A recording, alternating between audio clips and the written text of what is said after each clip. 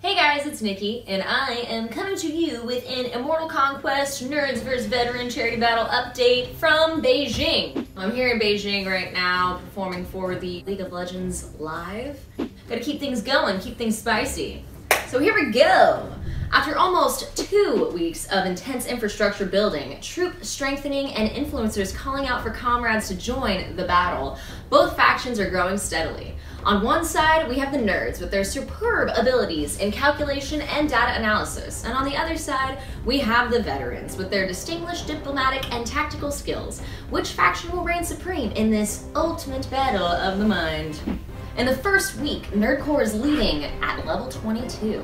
Their 120 members have occupied 5 cities, one of which is a level 4 city. They're doing an amazing job, but the game is extremely tight. Our featured Veteran Alliance First Vet Division is giving them a run for their money with their 126 members, but don't expect them to stay and settle for number 2. Don't worry, we'll keep a close eye on this extremely engaging race for number 1. Conquering high-level cities is a difficult task. Only Nerdcore has conquered a level 4 city.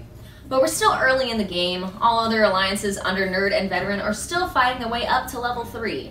And we are expecting a lot more movement and spike in the numbers as December 8th creeps closer. After reviewing the stats and updates, let's analyze the plans that both Nerdcore and First Vet Division are implementing to achieve victory. We caught up with the chief officer for the Nerdcore, and he divulged that they're taking on the game from a calculation angle. They've developed what they believe is the optimal starting strategy by focusing on getting to the barracks as fast as possible.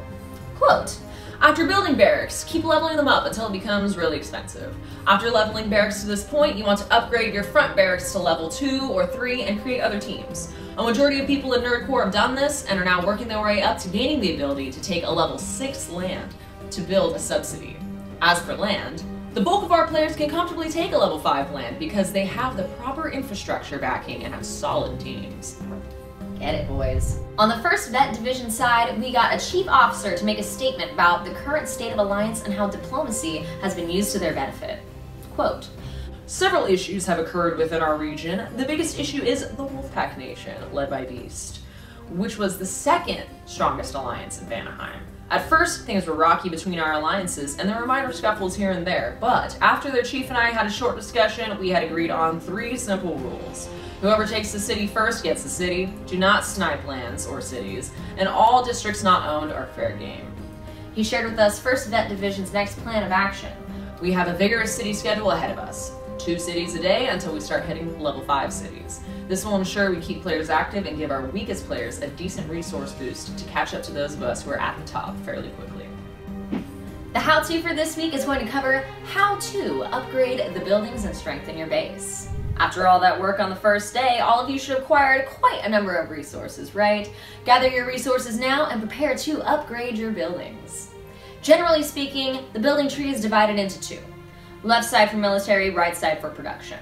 At the early stage of the game, the goal is to attack higher level lands as quickly as possible. Lands are the main source of resources, and attacking lands is the best way to level up your troops.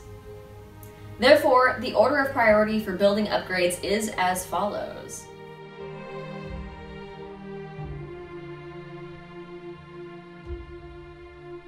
With the barracks, the number of soldiers that your gyro can lead will continue to increase. A continuous increase means that your battle capacity will soar as well, so it's very important that you upgrade your barracks. In general, other than the main city, you can also build on other lands. When you click on the territories you've occupied, you will see the following on the right.